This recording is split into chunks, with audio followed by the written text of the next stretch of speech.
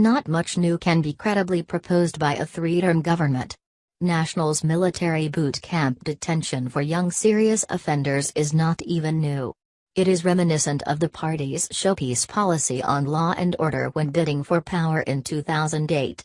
The policy did not come to fruition then, and its revival now looks like desperation in the national camp.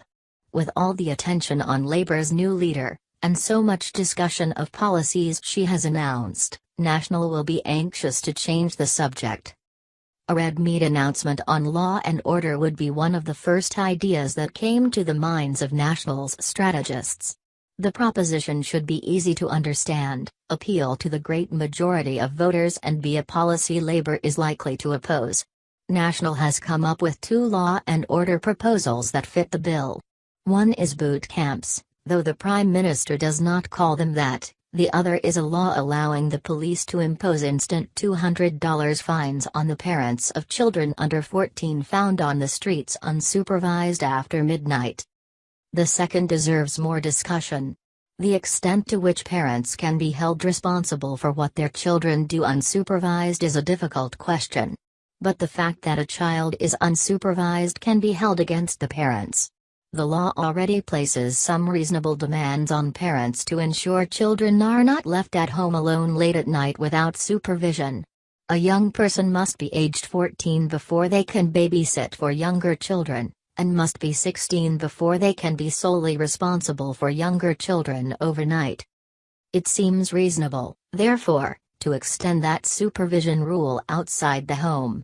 If a child under 14 is found on the streets between the hours of midnight and 5 a.m. without the supervision of someone older, many would say considerably older, it is fair to hold the parents responsible. The main objection to National's proposal may be the idea of allowing the police to punish the parent with an instant fine. For irresponsible parents, a $200 fine might be a small extra price to pay for a night out neglecting their kids. For others, especially conscientious but struggling sole parents, an instant fine would bring additional stress and hardship of the household. It would be better if each time police discovered a child outside at night unsupervised they reported the fact to the Ministry of Vulnerable Children, and if it occurs repeatedly in a short time, the police ought to bring a prosecution. It is better that a judge consider the parents' circumstances when corrective steps must be taken. Both the children's curfew and the military detention for serious offenders aged 18 or over are in line with early intervention social programs favored by Bill English when he was finance minister. English says judges could send young offenders to the Defense Forces Junior Trading Academy at Waiyuru where they could get help to recover from addiction and improve their literacy and numeracy.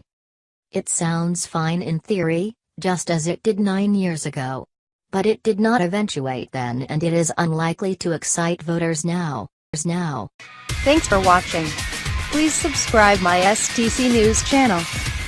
Goodbye and see you again.